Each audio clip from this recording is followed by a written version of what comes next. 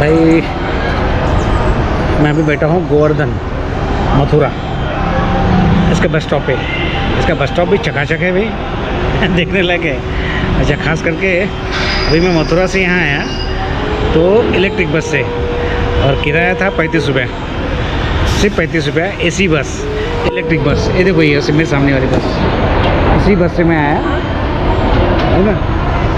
और बंदा बोला कि मेरे को परिक्रमा करा देगा रिक्शा से, 100 रुपये सीट। तो बोला चलो ठीक है। बोले अगर स्पेशल गाड़ी करना है तो बोले हमें मतलब 300 रुपये दे दो। बोले 300 नहीं, ठीक है आप, हम शेयरिंग बेसिस पे चलेंगे। तो बंदा आएगा, वो रिक्शा लाने गया है, तो हम भी परिक्रमा करने जाएंगे, गोवर्धन परिक्रमा। 21 किलोमीटर की परिक्रमा है गोवर्धन परिक्रमा, यानी पूरी परिक्रमा करने में लगभग 2 घंटा लगता है, और अंतर लगभग 21 किलोमीटर। इस परिक्रमा की विशेषता, आध्यात्मिक विशेषता तो है ही, प्लस जो गोवर्धन पर्वत है ये 2 राज्यों में बटा हुआ है, उत्तर प्रदेश एंड राजस्थान। तो ऐसे कुछ सीमा आएंगी, वहाँ भी आपको थोड़ा दिखा दूँगा कि देखो यहाँ से राजस्थान हो गया, ये उत्तर प्रदेश। तो ऐसा है, बीच में कुछ मंदिरें हैं, दर्शन करेंगे, पूजा पाठ करेंगे और वापस इसी जगह पे। देखते, बंदा बोले कि कोई सवारी मिलता है तो ठीक है, नहीं तो 300 रुपये में स्पेशल करके हम दोनों बैठेंगे। 300 रुपये में स्पेशल वो परिक्रमा करा के ला लेंगे, ऐसा बंदे का कहना है। और नहीं तो 100 रुपये सीट। तो बंदे को वो ढूंढ रहा है कोई सवारी मिल जाए, चलो करेंगे गोवर्धन परिक्रमा। राधे राधे, राधे राधे। तो हम निकले हैं गोवर्धन परिक्रमा के लिए। 21 किलोमीटर की परिक्रमा है ना। हम देखो, परिक्रमा तो होनी चाहिए पैदल, लेकिन भाई हमारी जो स्थिति है, चलने की स्थिति, उसमें मतलब ऐसा है, जो काम 2 घंटे का है तो मुझे 24 घंटे लगेंगे, वो नहीं कर पाऊँगा, तकलीफ है पैर में। तो चलो ठीक है, अब कभी कभी क्या ईश्वर भी ऐसा है, माफ़ कर देता है। वैसे तो गोवर्धन की परिक्रमा 21 किलोमीटर की होती है, पर भक्त इस परिक्रमा को अपनी श्रद्धा अनुसार कर सकते हैं। यह परिक्रमा 2 तरीके से की जाती है, बड़ी परिक्रमा और छोटी परिक्रमा। जो भक्त बड़ी परिक्रमा करने में सक्षम नहीं है, वे छोटी परिक्रमा भी कर सकते हैं। लेकिन आपको बता दें कि दोनों ही परिक्रमा अपने आप में महत्वपूर्ण और समान रूप से फल देती है। दानाघाटी गोवर्धन टेम्पल वह स्थान है जहां से गोवर्धन पर्वत की परिक्रमा का शुभारंभ होता है। यह गिरिराज जी की परिक्रमा का सबसे पहला पड़ाव है और गोवर्धन परिक्रमा यहीं से शुरू होती है। यहाँ गिरिराज जी का दूध से अभिषेक किए जाने की परंपरा है। एक समय ऐसा था जब सुनसान सी दिखने वाली दाना घाटी के बारे में कोई नहीं जानता था, पर आज यहाँ संपूर्ण ब्रह्मांड का वैभव दिखाई पड़ता है। इस पवित्र स्थली के बारे में हमारा धार्मिक इतिहास बहुत कुछ बखान करता है। कहते हैं कि जगत से होती हुई व्रज की समस्त गोपियां राजा कंस को माखन कर चुकाने जाया करती थी, और यहीं पर माखन चोर कान्हा अपने ग्वाल बालों के संग माखन और दही का दान किया करते थे। यह कान्हा का ही अटूट प्रेम था, जिसने कान्हा को अपने भक्तों से दान मांगने पर विवश कर दिया था। दान लिए जाने की इसी वजह के कारण इसे दाना घाटी के नाम से जाना जाता है।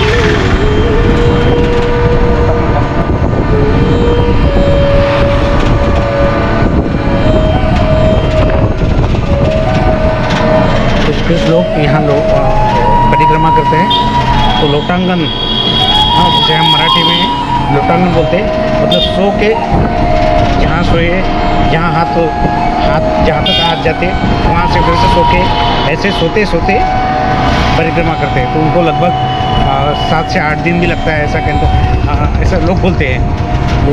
ठीक है, 21 किलोमीटर जाना है सोते सोते, ऐसा है। चलो ठीक है, श्रद्धा है।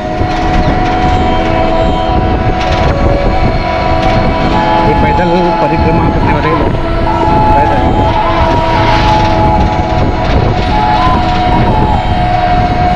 ये स्पेशल फुटवर्क जहाँ से श्रद्धालु पैदल परिक्रमा करते हैं।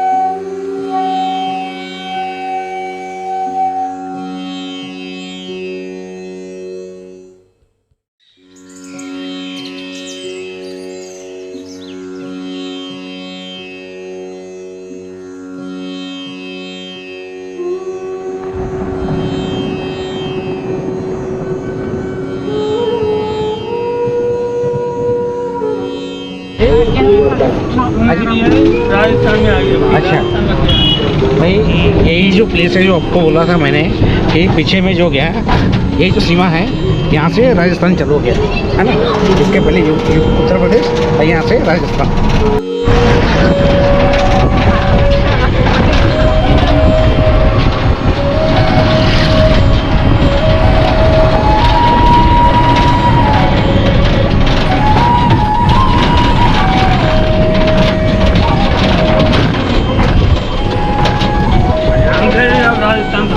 यहाँ से राजस्थान खत्म। ये जो है राजस्थान की बॉर्डर है, यहाँ से फिर उत्तर प्रदेश, यूपी। अब इस छोटी परिक्रमा के अगले पड़ाव में राधा कुंड आता है। इस राधा कुंड गोवर्धन की कहानी श्री कृष्ण के गौचारण के संबंधित है। अब आप सोच रहे होंगे कि भला राधा कुंड का गौचारण से क्या संबंध। तो हम आपको बता दें कि गोवर्धन में ही कान्हा गाय चराने आया करते थे। जब अरिष्टासुर को ज्ञात हुआ तो कि कान्हा यहाँ आया करते हैं, तो वह बछड़े का भेष धारण कर यहाँ पहुँच गया। बछड़े के भेष में आया अरिष्टासुर जब श्री कृष्ण पर हमला करने के लिए आगे बढ़ा तो उन्होंने उस बछड़े रूपी असुर का वध कर दिया। वध करने के बाद राधा रानी ने श्री कृष्ण से कहा, आपने बछड़े का वध किया है, इसलिए आप पर गोहत्या का पाप लगेगा। राधा रानी के मुख से यह वचन सुन श्री कृष्ण ने अपनी बांसुरी से एक कुंड खोदा और उसमें स्नान भी किया। तभी से इस स्थान को राधा कुंड के नाम से जाना जाने लगा। अब राधा कुंड के बाद श्याम कुंड के दर्शन होते हैं। यह तो शाश्वत सत्य है, जहाँ राधा वहाँ कृष्ण। इसी प्रकार जहाँ पर राधा कुंड होगा वहाँ श्याम कुंड होना तो अनिवार्य है। जब श्री कृष्ण ने गोहत्या के पाप से मुक्त होने के लिए अपने ही बांसुरी से कुंड खोदा और उसमें स्नान किया था, तो राधा जी ने भी अपने कंगन से पास में ही कुंड खोदा, जिसे श्याम कुंड कहा जाता है। श्याम कुंड वही स्थान है जहाँ पर पांडव अपने अज्ञातवास के दौरान आए थे। उधर वाला कृष्ण कुंड, ये राधा, ये एरिया को राधा कुंड कहते हैं। उधर वाला श्याम कुंड कहते हैं। और वो श्याम कुंड, राधा जी ने सोने की चौड़ी से बनाया है कंगन से, और भगवान श्री कृष्ण बांसुरी से बनाया है। तो वही माता का जो व्रत करते हैं ना, करवा चौथ आती है अष्टमी, वो यहीं का व्रत करते हैं। इस माता बहन के बेटी हैं, बेटा नहीं है, या कोई बच्चे नहीं होते हैं, होते मजाते हैं, बसते नहीं है, या कोई बच्चे की शादी विवाह नहीं हो रहा है, कोई धंधा नहीं चल रहा है, कोई भी इच्छा मांगते हैं, मनोकामना के लिए फल मांगते हैं, और जिस फल को यहाँ पर मांगते हैं उस फल को 1.25 साल तक नहीं खाते हैं। जो आप गिरिराज जी परिक्रमा कर रहे हैं, यहाँ मेन चीज़ की ही पूजा होती है। सिर्फ राधा कुंड और श्याम कुंड ही पूजा जाता है। जिस बरसाने में मूर्ति पूजा होती है, बांकी बिहारी है, वो मूर्ति पूजा है वृंदावन में। इसी भगवान ने यहाँ पर स्टेज से राक्षस का वध किया था।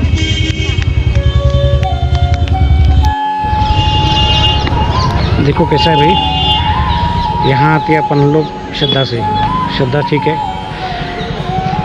है ना। तो वो लेकिन यहाँ के आने के बाद जो पंडित लोग हैं इमोशनली ऐसे प्रेशर डालते हैं कि इतना इतना भोग चढ़ाओ, इतना मिष्टान्न, इतना दान करो, ऐसा वैसा। आखिर वो सब दान इनके पेट में जाता है, इनके जेब में जाता है। तो ये गलत है, ये गलत है ना। तो ठीक है, आया मैं श्याम कुंड, राधा कुंड बोला, मैं आया, नमस्कार किया यहाँ तक, ठीक है। और वही मैं इनको बोला कि नहीं मैं सब नहीं करूँगा, हाँ। तो ठीक है, यहाँ तक। अभी फिलहाल अपनी यात्रा ये जो रहेंगे ये कंटिन्यू रहेंगी परिक्रमा।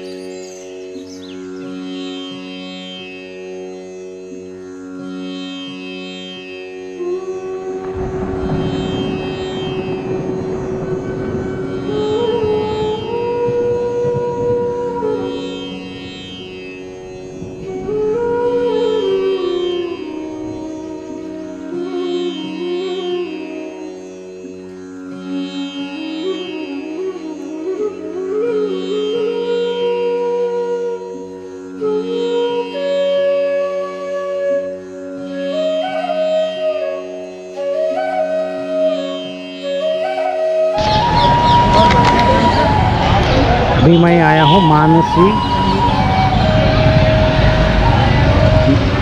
हूँ मानसी गंगा कुंड, है ना।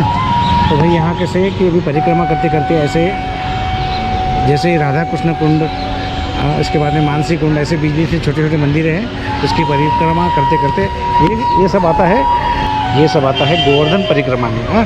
तो पहले अपन ने जैसे पूरे परिक्रमा करते, जब से अभी लास्ट पड़ाव, आखिरी का पड़ाव है ये गौरी कुंड मिला, उसके बाद में राधा कृष्ण कुंड, अभी ये मानसी गंगा कुंड, ये है यहाँ का परिसर। आप थोड़ा सा यहाँ दूर से मैं आपको दिखा रहा हूँ, है ना।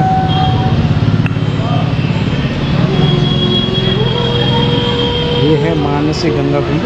लोग इसमें स्नान भी करते हैं, लोग इसमें स्नान भी करते हैं। स्नान करना चाहिए, समय की कमी, मैं स्नान नहीं कर पाऊँगा, है ना, समय की कमी।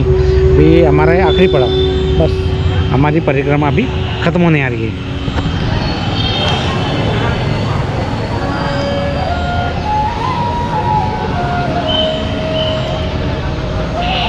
तो नाव वाला नहीं है, नाव वाला मतलब ये देवनी अमल देखा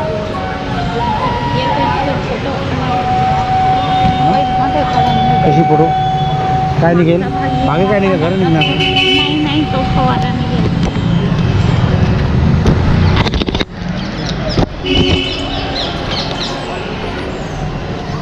मानसी गंगा।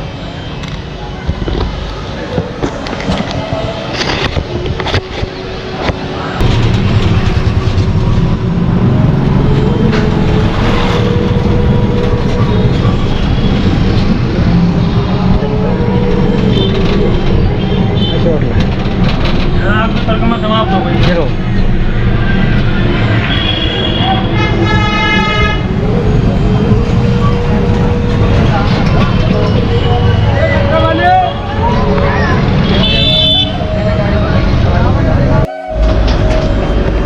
अभी मैं बैठा हूँ, अभी कौन सा इलेक्ट्रिक बस ना, एसी बस, बहुत सुंदर है।